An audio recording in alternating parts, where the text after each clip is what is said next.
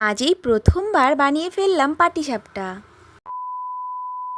আবারও চলে আসলাম নতুন একটা ভিডিও নিয়ে। আশা করি সবাই অনেক ভালো আছো, আর আমিও কিন্তু ভীষণ ভালো আছি। তো ছেলে আজ বায়না করেছে সে নাকি পাটিসাপটা খাবে। এই ছোট্ট আবদারটুকু তো পূরণ করা যেতেই পারে, তাই না? এদিকে অল্প পরিমাণ ময়দা, চালের গুঁড়ি, পরিমাণ মতো চিনি আর স্বাদ মতো লবণ দিয়ে আমি কিন্তু এখানে ব্যাটারটা তৈরি করে নিয়েছি। এটা যেহেতু হবে নারকেল দিয়ে, সেই কারণে কিন্তু নারকেলটাও কুড়িয়ে নিচ্ছে এদিকে তোমাদের সাথে কথা বলতে বলতে। এখানে নারকেল, গুড়, চিনি আর সামান্য কিন্তু দুধ আমি অ্যাড করেছিলাম। আর এইদিকে কিন্তু পুরটা পুরো তৈরি হয়ে গেছে।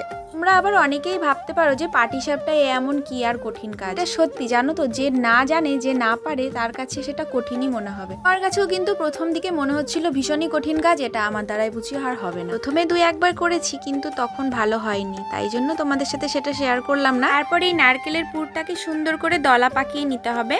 তারপরে কিন্তু এইদিকে আস্তে আস্তে করে রোল করে নিতে হবে। ও হ্যাঁ, তোমরা কারা কারা পাটিসাপটা খেতে ভালোবাসো অবশ্যই কিন্তু কমেন্ট করে জানিও। তোমাদের সাথে কিন্তু এত বকবক করতে করতে আমার কিন্তু পাটিসাপটা প্রায় হয়েই গেছে সবগুলো। এক এক করে কিন্তু আমি ঠিক এইভাবে সবগুলো ভেজে নিয়েছি। তবে যে কেমন হবে তখন বুঝতে পারছিলাম না। আর এই যে ছেলেকে খেতে দিলাম, তারপরে ছেলে এখন খেয়ে বলছে যে ও কেমন হয়েছে। তবে হ্যাঁ, ও কিন্তু বলেছে খুব সুন্দর হয়েছে মা। জানো তো, নিজে হাতে যখন প্রথমবার কিছু তৈরি করতে পারি সেটা আমার কাছে ভীষণই ভালো লাগে। এই যে মাকে দিয়ে বলছিলাম, মা তোমার মেয়ে বানিয়েছে, বলো তো কেমন হয়েছে। মা বললো ভালোই হয়েছে। আমি খেয়ে দেখলাম যে না, মোটামুটি খাওয়ার মতো হয়েছে।